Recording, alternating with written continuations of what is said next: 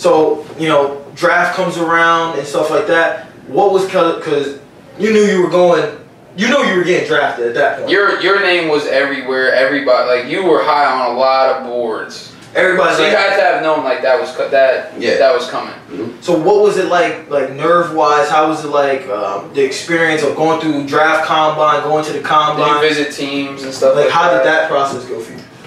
The pre-draft process? Yeah. The pre-draft process was long. It was rigorous.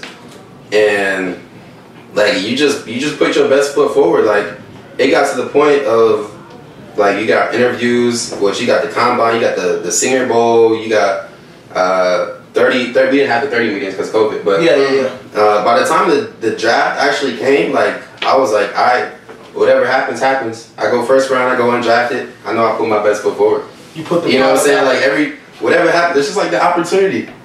I didn't really care how I got into the league, to be honest with you. I didn't care if I could be the #1 overall pick, I could be Mr. Irrelevant, I could be undrafted. Yep. I get into this league, man. Somebody's not getting taken. It doesn't matter how I got in. So when you were coming out, they were talking big about how, like your versatility, and I think that's the biggest thing I saw just from that Ole Miss game alone is like you can cover, you can make you can make plays behind the line of scrimmage before that stuff even happens. You don't see that often. Yeah. I mean, like he was telling me, you played like 7 different positions. 1 year? This man played free safety, go down to Will, we'll go to Grizzly, we'll go to Strong, we'll go to Sam. I'm like, bro, so, how you even how's that mental? The dude had his own meetings because he played so many positions. Like that don't happen. Like sometimes you gotta do what you gotta do, and I know that got lonely a little bit. He'll come out and he'll come with us. Sometimes he'll be like, man, I get to be around. Sometimes I'll walk out the meeting room like, yo, I need to break this out, man. You and Al just looking at each other. He dissecting every movement you do. Listen, don't let me mess up. And it's just me and Al in there. I'm like, He's not looking at nobody else. He's just looking at, all right, what is this? Man. So that was probably one of like the best for like a young player like developing. That was probably the best thing I could ever get, like ever ask for. Right. So like I would, learning a lot of different positions, especially from a dude like that who knows so much about football, who's been a defensive coordinator, who's been calling plays before, and who has the experience to basically That was the best situation I could probably walk into. Yeah.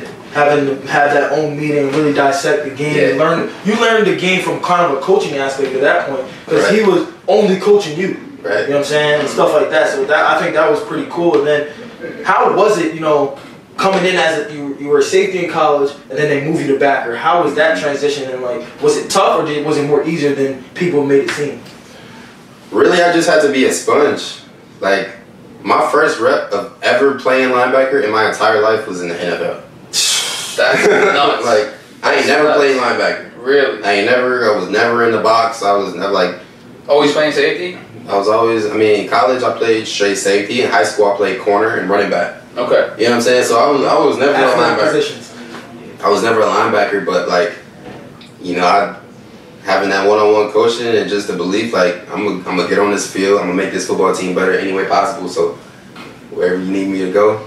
And the NFL is kind of evolving to where linebackers are more looking like you in the sense of they could do what safeties do. Exactly. Like it's hard seeing like someone that's just like a linebacker. You have them, but a lot of times they're edge rushers, or you may have one guy that just plays the mic. But the verse, like you're kind of like changing the game in a way right now of having your own position, which is like very innovative in today's game. Because it needs to be, because like all these offenses come out with 11 personnel, and like these wide receivers are being and these tight ends are wide receivers. It's crazy. Wide receivers, so you're not like football's evolving into obviously it's a passing game. The easy way to score is through the air. So like the easy way to stop it is to put another athletic person to guard a tight end and do it all. You know what I'm saying? To be able to blitz and stuff like that. And I think that's where you really excelled at. It was basically just like you said, being a sponge and being able to, as a rookie, to play that many positions and be able to be not just play, but be good, be productive. Yeah. It's crazy. Like people don't do that. What was the routine like rookie year? You have all those meetings, you go to practice, but like